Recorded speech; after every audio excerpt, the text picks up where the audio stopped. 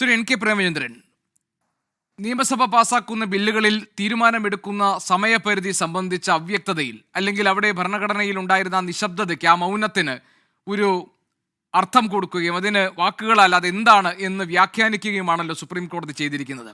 അവിടെ മറ്റൊരു ഭരണഘടനാ സ്ഥാപനമായ, മറ്റൊരു ഭരണഘടനാ പദവിയിലിരിക്കുന്ന ഗവർണർ തന്നെ ആ വിധിക്കെതിരെ രംഗത്തു വരുന്നതാണ് കേരള ഗവർണറുടെ ഇന്നത്തെ പ്രതികരണത്തിലൂടെ നമ്മൾ കാണുന്നത്. അദ്ദേഹം പറയുന്നത് പാർലമെന്റിൻ്റെയും തിരഞ്ഞെടുക്കപ്പെട്ട നിയമസഭകളുടെയും ഒക്കെ അവകാശത്തിന് മുകളിൽ കോടതിയുടെ അവകാശം സ്ഥാപിക്കുന്ന ഒന്നായി ഈ ഇടപെടൽ വ്യാഖ്യാനിക്കപ്പെടും എന്നാണ്. അങ്ങനെ ഒരു അഭിപ്രായം ശ്രീ എൻ കെ പ്രേമചന്ദ്രൻ താങ്കൾക്കുണ്ടോ? ഗവർണർ പറഞ്ഞ കാര്യങ്ങളിൽ നിയമപരമായും ഭരണഘടനാനുസൃതമായും പരിശോധിക്കപ്പെടേണ്ടുന്ന അന്തസത്ത ഉൾക്കൊണ്ടിട്ടുണ്ടെന്ന് താങ്കൾ കരുതുന്നുണ്ടോ? തീർച്ചയായിട്ടും ഇതൊരു ഭരണഘടനാ ഭേദഗതിയല്ല. ഭരണഘടനാ ഭേദഗതിയാണെങ്കിൽ ആ ഭേദഗതി പാസ്സാക്കാനും പ്രാവർത്തികമാക്കാനും അധികാരമുള്ളത് പാർലമെൻറ്റിനാണ്, നിയമനിർമ്മാണ സഭയ്ക്കാണ്. ഇത് ഭരണഘടനാപരമായിട്ടുള്ള ഒരു അനുച്ഛേദത്തിൻ്റെ വിനിയോഗവുമായി ബന്ധപ്പെട്ട വ്യാഖ്യാനത്തെ സംബന്ധിച്ച് ഉയർന്നു വന്ന തർക്കവിതർക്കങ്ങളിൽ സുപ്രീം കോടതി കൃത്യമായ ചില മാർഗനിർദ്ദേശങ്ങൾ മുന്നോട്ട് വെച്ചു എന്ന് മാത്രമേ ഉള്ളൂ.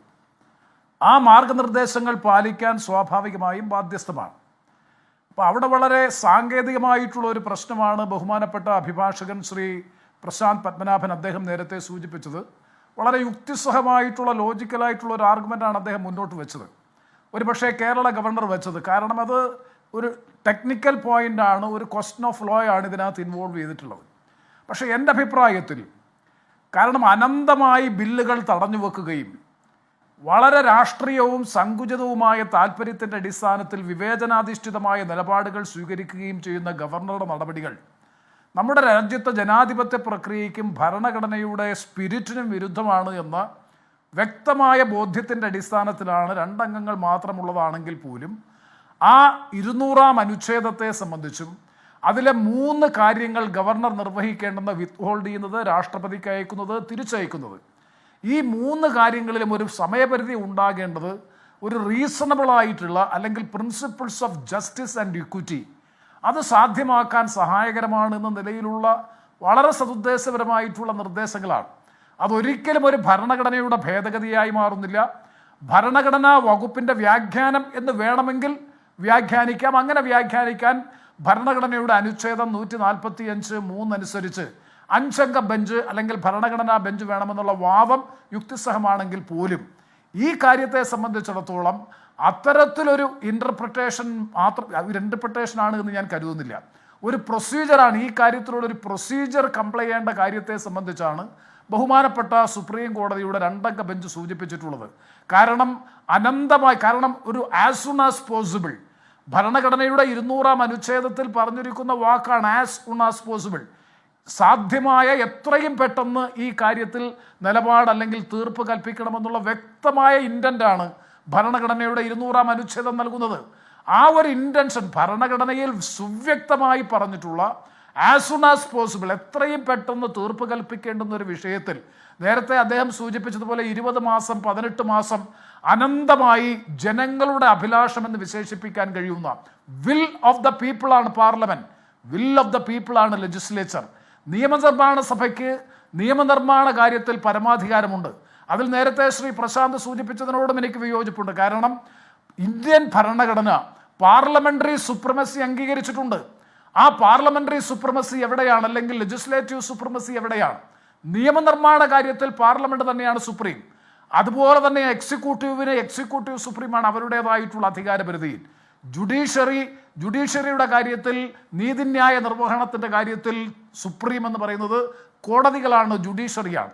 3 തലങ്ങളും അവരവരുടേതായിട്ടുള്ള ഫങ്ഷൻസിൻ്റെ കാര്യത്തിൽ സുപ്രീമാണ്. അതാണ് ഇന്ത്യൻ ഭരണഘടനയുടെ അടിസ്ഥാന ഘടകം എന്ന് വിശേഷിപ്പിക്കാൻ കഴിയുന്ന സെപ്പറേഷൻ ഓഫ് പവേഴ്സ്. അപ്പോൾ എല്ലാ സെപ്പറേഷൻ ഓഫ് പവേഴ്സ് നിലനിർത്തുമ്പോൾ തന്നെ അവരവരുടേതായ അധികാരാവകാശങ്ങളിൽ അവർ ഏറ്റവും സുപ്രീമാണ് എന്ന് അംഗീകരിച്ചിട്ടുള്ള ഒരു ഭരണഘടന എന്ന നിലയിൽ തീർച്ചയായിട്ടും നമ്മുടെ ഭരണഘടനാനുസൃതമായിട്ടുള്ള വിധിയാണ് ഉണ്ടായിട്ടുള്ളത്. സാങ്കേതികമായിട്ടുള്ള ഒരു പ്രശ്നം ശരിയാണ്, വേണമെങ്കിൽ ഒരു 5-അംഗ ബെഞ്ച് പരിശോധിക്കണമെന്നുള്ള നിലയിലേക്ക് ഈ പ്രശ്നം വന്നുകൂടായികയില്ല. അത് നിയമവിദഗ്ധരാണ് ആ കാര്യത്തെ സംബന്ധിച്ച് കൃത്യത വരുത്തേണ്ടത്. പക്ഷേ ഒരു നിയമനിർമ്മാണ സഭയിലെ അല്ല അംഗം എന്ന നിലയിൽ ഒരു കാര്യം ഞാൻ ആവർത്തിച്ച് പറയാൻ എനിക്ക് പ്രേമചന്ദ്രൻ ആഗ്രഹിക്കുന്നു. ഇപ്പോൾ ഇതൊരു 5 അംഗ ബെഞ്ച് പരിശോധിക്കുന്ന ഘട്ടമെത്തൽ ഇപ്പോൾ കേരളത്തിൻ്റെത് മറ്റൊരു സാഹചര്യമാണ്. കേരളത്തിൻ്റെ തമിഴ്നാടുമായി ചേർത്ത് വയ്ക്കാവുന്നതോ അതിനോട് സമാനതകൾ പുലർത്തുന്നതോ ഒന്നല്ല എന്നാണ് അഡ്വക്കേറ്റ് പ്രശാന്ത് പത്മനാഭൻ പറഞ്ഞത്. അങ്ങനെയാണെങ്കിൽ ഒരു 5 അംഗ ബെഞ്ചിലേക്ക് പോകുമ്പോൾ വീണ്ടും ഈ വിഷയത്തിൽ ഗവർണർ ഉന്നയിച്ചിരിക്കുന്ന ഈ വിയോജിപ്പ് അതിന് കുറച്ചുകൂടി പ്രസക്തിയേറി വരുമെന്ന് താങ്കൾ കരുതുന്നുണ്ടോ? 5 അംഗ ബെഞ്ചിലേക്ക് പോകുകയാണെങ്കിൽ ഈ 5 അംഗ ബെഞ്ച് തന്നെ ഇപ്പോൾ 2 അംഗ ബെഞ്ച് പറഞ്ഞിട്ടുള്ള ഈ കാര്യത്തെ സംബന്ധിച്ചിടത്തോളം ഇതിനെ അനുകൂലിക്കണമെന്നില്ല. അതെ, കാരണം ഗവർണറുടെ അധികാരാവകാശങ്ങളിൽ ഇപ്പോൾ തന്നെ അതിൽ 391 പാരഗ്രാഫ് അതാണല്ലോ ഇന്നത്തെ ചർച്ചയിലെ പ്രധാനപ്പെട്ട വിഷയം. സത്യത്തിൽ ഈ വിഷയം അന്ന് ചർച്ച ചെയ്തപ്പോൾ ഈ 391 ഖണ്ഡിക വേണ്ട തരത്തിൽ മാധ്യമവും പൊതുസമൂഹവും ചർച്ച ചെയ്തില്ല. ആ 391 ഖണ്ഡിക അനുസരിച്ച് സുപ്രീം കോടതിക്ക് പ്രസിഡന്റിന് രാഷ്ട്രപതിക്ക് പോലും ഈ കാര്യങ്ങളിൽ കൃത്യമായിട്ടുള്ള സമയപരിധി നിർണയിച്ചിട്ടുണ്ട്. മാത്രവുമല്ല രാഷ്ട്രപതി 30 ദിവസത്തിനുള്ളിൽ അല്ലെങ്കിൽ ആ പറയുന്ന സമയപരിധിക്കുള്ളിൽ ഈ കാര്യം ചെയ്തില്ല എന്നുണ്ടെങ്കിൽ രാഷ്ട്രപതിക്കെതിരായി പ്രസിഡന്റ് ഓഫ് ഇന്ത്യക്കെതിരായി മൻഡാമസ് റിട്ട് ഹർജി കൊടുക്കാം, മാൻഡേറ്ററി ഡയറക്ഷൻ കോടതി കൊടുക്കണം എന്നാവശ്യപ്പെട്ടുകൊണ്ടുള്ള റിട്ട് ഹർജി കൊടുക്കാനുള്ള അവകാശം സംസ്ഥാനങ്ങൾക്കുണ്ട് എന്ന് പറയുന്നു.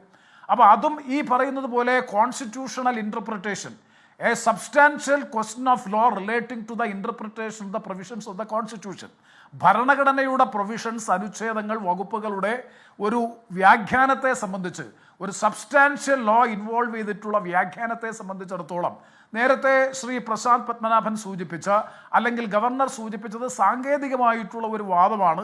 പക്ഷേ ഈ കാര്യത്തിൽ എൻ്റെ വ്യക്തമായിട്ടുള്ള അഭിപ്രായം, കൃത്യമായിട്ടുള്ള നിലപാട് പറയാൻ ഞാൻ ആഗ്രഹിക്കുന്നു.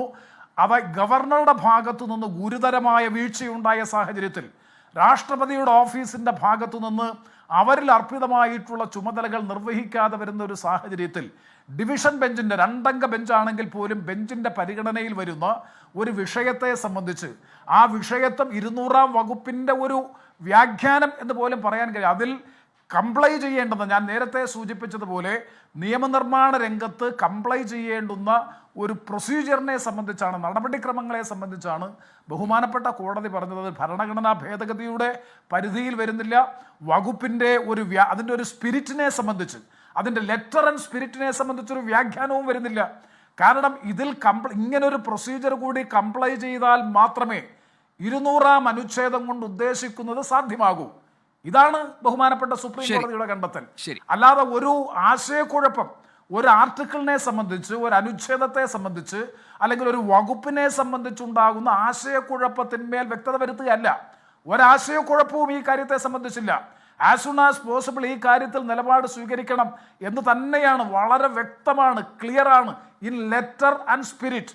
അത് ചെയ്യാതിരിക്കുന്ന സാഹചര്യത്തിൽ ആ ലെറ്റർ ആൻഡ് സ്പിരിറ്റിൽ ആ പ്രൊവിഷൻ ഇംപ്ലിമെൻ്റ് ചെയ്യുന്നതിന് വേണ്ടിയിട്ടുള്ള ഒരു പ്രൊസീജിയർ, ഒരു സമയപരിധി ബഹുമാനപ്പെട്ട 2 അംഗ ബെഞ്ച് സുപ്രീം കോടതി നിശ്ചയിച്ചത് ഒരു തരത്തിലും ഭരണഘടനയുടെ ഏതെങ്കിലും ഒരു അനുച്ഛേദത്തിൻ്റെ വ്യാഖ്യാനത്തിൻ്റെ പരിധിയിൽ വരുന്നില്ല, ഭരണഘടനാ ഭേദഗതിയുടെ പരിധിയിൽ വരുന്നില്ല. അതുകൊണ്ട് തന്നെ പാർലമെന്റ് ഇത് പാസ്സാക്കേണ്ട ആവശ്യമില്ല, സുപ്രീം കോടതിയുടെ 5 അംഗ ബെഞ്ചിലേക്ക് അയക്കേണ്ട കാര്യവുമില്ല എന്നാണ് ഒരു പാർലമെന്ററി രംഗത്ത് പ്രവർത്തിക്കുന്ന ഒരു പൊതുപ്രവർത്തകൻ എന്ന നിലയിൽ വ്യക്തമായി എനിക്ക് അഭിപ്രായപ്പെടാനുള്ളത്. നേരത്തെ ഗോപികൃഷ്ണൻ ചോദിച്ച ചോദ്യം, ഇത് 5 അംഗ ഭരണഘടനാ ബെഞ്ചിന്റെ പരിഗണനയ്ക്ക് വന്നാൽ ഇപ്പൊ തമിഴ്നാടിന്റെ കാര്യത്തിൽ പറഞ്ഞതിന് സമാനമായിട്ടുള്ള കാര്യങ്ങൾ തന്നെയാണ് കേരളത്തിലും. വളരെ വിചിത്രമായ നിലപാടുകളല്ലേ കേരള ഗവർണറായാലും തമിഴ്നാട് ഗവർണറായാലും ഒക്കെ ഈ കാര്യത്തിൽ സ്വീകരിക്കുന്നത്. അവരിൽ അർപ്പിതമായിട്ടുള്ള ഭരണഘടനാപരമായ ചുമതലകൾ നിർവഹിക്കുന്നതിൽ ഗുരുതരമായ വീഴ്ചയല്ലേ സത്യത്തിൽ ഈ ഗവർണർമാർ ചെയ്യുന്നത്. 20 മാസക്കാലമൊക്കെ ഒരു ബില്ല് തടഞ്ഞു വെക്കുക എന്ന് പറഞ്ഞാൽ അവർ വിൽ ഓഫ് ദ പീപ്പിൾ, ജനങ്ങളുടെ അഭിലാഷത്തെയാണ് പ്രതിരോധിക്കുന്നത്. ആര് കൊടുത്തു ഇവർക്ക് ഈ അധികാരം? കേന്ദ്ര ഗവൺമെന്റിന്റെ പൊളിറ്റിക്കൽ നോമിനിയായി നിയോഗിതനാകുന്ന ഭരണഘടനാ സ്ഥാപനമാണെങ്കിൽ പോലും തികച്ചും ഒരു പൊളിറ്റിക്കൽ അപ്പോയിൻമെന്റ് ആണ് ഗവർണറുടെ അപ്പോയിൻമെന്റ്. ഒരു എലക്ഷൻ പ്രോസസ്സിലൂടെ വന്നതല്ല, അതല്ലെങ്കിൽ മറ്റേതെങ്കിലും തരത്തിലുള്ള സെലക്ഷൻ പ്രോസസ്സിലൂടെ വന്നതല്ല. Purely discretion of the central government ആണ്, അല്ലെങ്കിൽ Vim and fancy of the president of India, that is the executive. അങ്ങനെ രാഷ്ട്രപതിയുടെ അല്ലെങ്കിൽ കേന്ദ്ര ഗവൺമെന്റിന്റെ ഇംഗിതത്തിനും ഇച്ഛയ്ക്കും ഇഷ്ടാനിഷ്ടത്തിനും അനുസരിച്ച് നിയോഗിക്കപ്പെടുന്ന ഒരു പൊളിറ്റിക്കൽ അപ്പോയിൻമെൻ്റ് ആയിട്ടുള്ള സംസ്ഥാന ഗവർണർക്ക് ദശലക്ഷക്കണക്കിന് ജനങ്ങൾ വോട്ട് ചെയ്ത് അധികാരത്തിൽ വന്നിട്ടുള്ള ഒരു പോപ്പുലർ ഗവൺമെൻറ്, ഒരു ജനകീയ ഗവൺമെൻറ് പാസ്സാക്കുന്ന നിയമത്തിന്മേൽ അഭിപ്രായം പറയാം, തിരിച്ചയക്കാം, നിരോധിക്കാം, അതുമായി ബന്ധപ്പെട്ട ഈ പറയുന്ന നടപടികളൊക്കെ സ്വീകരിക്കാം. പക്ഷെ ഒന്നും ചെയ്യാതെ അതിന്മേൽ അടയിരുന്നു കൊണ്ട് ജനാഭിലാഷത്തെ ഇല്ലായ്മ ചെയ്യുക, ജനാഭിലാഷത്തെ അതിജീവിക്കാനുള്ള അധികാരം എങ്ങനെ ഈ നോമിനേറ്റഡ് പൊളിറ്റിക്കൽ അപ്പോയിൻറ്റീസ് ആയിട്ടുള്ള ഭരണഘടനാ പദവി വഹിക്കുന്ന ഈ ഗവർണർമാർക്ക് ലഭിച്ചു? അതുകൊണ്ട് ബഹുമാനപ്പെട്ട സുപ്രീം കോടതിയുടെ 2 അംഗ ബെഞ്ച് നടത്തിയത് ഭരണഘടനാ ഭേദഗതിയല്ല, വ്യാഖ്യാനമല്ല, കൃത്യമായി ജസ്റ്റിസ്, നീതി ലഭിക്കുക, പാർലമെന്ററി ജനാധിപത്യ പ്രക്രിയയിൽ ജനങ്ങൾ തെരഞ്ഞെടുത്തയച്ച ഗവൺമെന്റ് നിർമ്മിക്കുന്ന നിയമനിർമ്മാണത്തിന് കൃത്യമായ നിലയിൽ അതിൻ്റെ ഡെലിവറി ഓഫ് ജസ്റ്റിസ്, നീതി നിർവഹണ പ്രക്രിയയ്ക്ക് സഹായകരമാകുന്ന നിർദ്ദേശങ്ങൾ മാത്രമാണ് ബഹുമാനപ്പെട്ട സുപ്രീം കോടതി വെച്ചത്. അത് തമിഴ്നാടിനായാലും കേരളത്തിനായാലും ഒരേപോലെ ബാധകമാണ്. ഇനി 5 അംഗ ബെഞ്ചിന്റെ പരിഗണനയിലേക്ക് ചെന്നാൽ ഈ വിധിക്ക് എന്തുണ്ടാകുമെന്നതിനെ സംബന്ധിച്ചൊന്നും നമുക്കിപ്പോൾ പറയാൻ കഴിയില്ല. കാരണം ഇതെല്ലാം എവരിത്തിങ് കോൺസ്റ്റിറ്റ്യൂഷനും അപ്പുറത്ത് depends upon the mental philosophy of the judges. അതാണല്ലോ ഇപ്പോൾ നമ്മൾ നീതിന്യായ രംഗത്ത്, നീതി നിർവഹണ രംഗത്ത് നമ്മൾ കണ്ടുകൊണ്ടിരിക്കുന്നതൊക്കെ. അത്ഭുതപ്പെടുത്തുന്ന, വിസ്മയപ്പെടുത്തുന്ന വൈരുദ്ധ്യങ്ങൾ നിലനിൽക്കുന്ന ജഡ്ജ്മെന്റ്സ് ആണ് പലപ്പോഴും നമ്മൾ കാണുന്നത്. അതുകൊണ്ട് 5 അംഗ ബെഞ്ചിന്റെ പരിഗണനയിൽ പോയാൽ എന്ത് സംഭവിക്കുമെന്ന് പ്രവചിക്കാൻ ഞാൻ ആളല്ല. പക്ഷേ ഇപ്പോൾ വളരെ ന്യായമായിട്ടുള്ള, ജനാധിപത്യപരമായിട്ടുള്ള, ജുഡീഷ്യസ് ആയിട്ടുള്ള ഒരു വേർഡിക്റ്റ് ആണ് ബഹുമാനപ്പെട്ട. അത്തരം ഒരു 5 അംഗ ബെഞ്ചിലേക്ക് പോകാനുള്ള സാധ്യത, അതിന്റെ സാങ്കേതികമായ സാഹചര്യങ്ങളെ കുറിച്ചാണ് അഡ്വക്കേറ്റ് പ്രശാന്ത് പത്മനാഭൻ നേരത്തെ സംസാരിച്ചപ്പോൾ പറഞ്ഞത്. ഒരു പക്ഷേ താങ്കൾ പറഞ്ഞതുപോലെ അങ്ങോട്ട് ചെല്ലുമ്പോൾ എന്താകും വിധി എന്ന കാര്യം അറിയില്ല. ഏതായാലും കേരള ഗവർണർ ഈ ഒരു നിലപാട് സ്വീകരിക്കുന്നതോടുകൂടി സംസ്ഥാന സർക്കാരുമായി ഒരു പുതിയ പോർമുഖം തുറക്കാൻ പോകുന്നുണ്ടോ എന്നതുകൂടി നമുക്ക് പരിശോധിക്കണം. ഡോക്ടർ